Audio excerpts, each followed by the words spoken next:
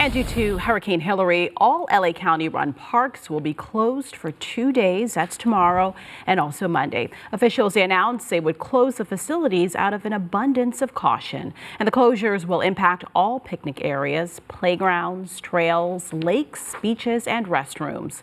The county park system includes 87 parks, over 300 miles of hiking trails, 19 golf courses, and 31 swimming pools. And in anticipation of the problems expected from Hilary, LA Police Chief Michael Moore released a statement today to kind of reassure the public, reading in part, the LAPD is closely monitoring the situation, coordinating with local, county, and state agencies to strategically deploy resources and respond effectively to any potential impacts.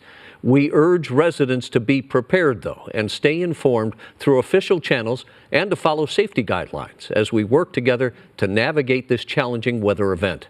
And anyone faced with a non-life-threatening emergency is being asked to call 311 instead of 911 so as to not overwhelm that emergency system.